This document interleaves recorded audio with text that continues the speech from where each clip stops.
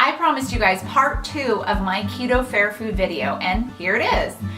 Today I'm going to walk you through on how to make a yummy, scrumptious keto elephant ear. And if you want to watch the first video on how to make a fair-worthy keto corn dog, then click on the link up above, or I'm going to have it in the description box below as well. If you're new to my channel, then welcome. My name is Annie and I'm from Keto Focus. I post recipes every Monday and Thursday on delicious, yummy keto foods. So make sure you hit that subscribe button so you don't miss any of my keto videos. I remember the first time I had an elephant ear as a kid. It was warm and crispy on the outside and fluffy on the inside and had a perfect amount of cinnamon and sugar dusted around. If you aren't familiar with an elephant ear, it's basically a big flattened piece of dough that's deep fried and doused with cinnamon and sugar at the end. They call it an elephant ear because it's big like an elephant ear and has a similar shape, although probably couldn't be as big as an elephant ear because that would be huge and nobody would eat that. But it's, maybe a baby elephant ear. Today I'm not really gonna make a keto elephant ear as big as a real elephant ear just because I don't really want to eat that much. So they're more like pig ear style, but I'm not going to call it pig ear because nobody really knows what a keto pig ear is, and I actually think that's a dog treat. So that doesn't sound very appetizing. But they're just going to be a smaller version of your traditional fair food elephant ears. But let's get to why you're here, which is how to make an elephant ear.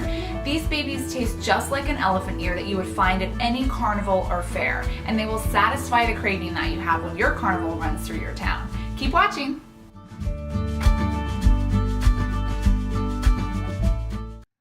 For this recipe, you're going to start with 5 ounces of almond flour and whisk it together with a teaspoon of baking powder. Then set it all aside.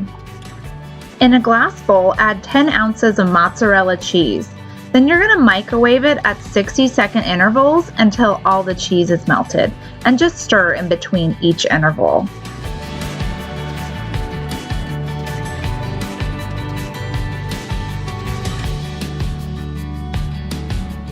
Then add 1 egg to the cheese and beat it together with an electric mixer.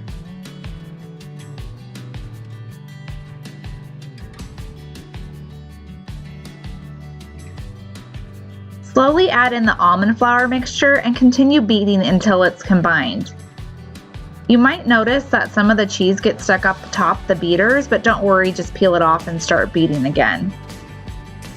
You could also do this by hand if you don't have an electric mixer, but it's really messy and it takes a long time. Once the dough is roughly combined, start kneading it with your hands.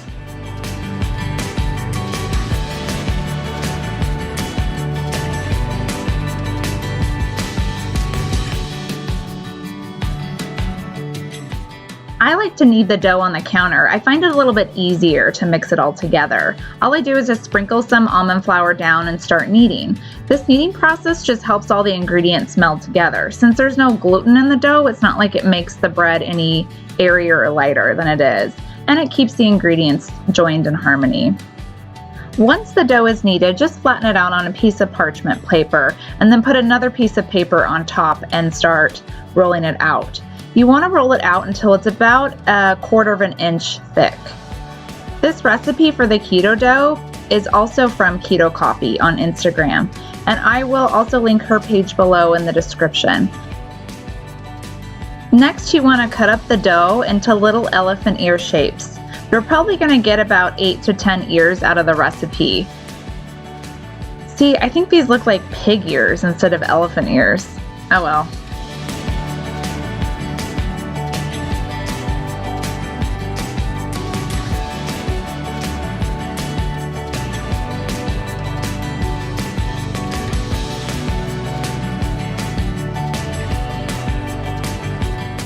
I use avocado oil to fry the elephant ears because it can get up to 500 degrees before it starts to smoke.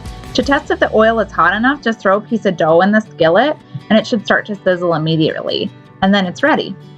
I heat the oil to medium or medium-high heat, and you can also use any oil you want to, just as long as it has a high smoking point.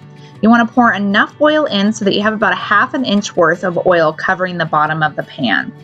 Fry each ear just one at a time, and you'll know it's ready to flip when you see that it's brown on one side and you can actually flip it.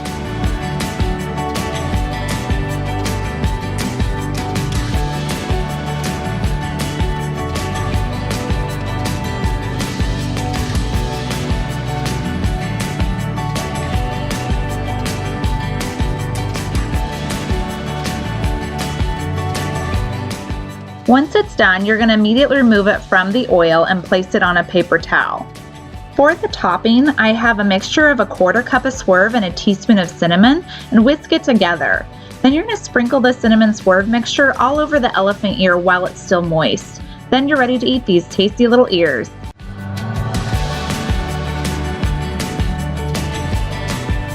I hope you make these elephant ears before you head to the carnival. And give this video a thumbs up if you plan on going. Let me know in the comments below what your favorite carnival ride is. Mine is the zipper, even though I feel like I'm gonna fall out and die each time I go, but well, that's part of the thrill, right?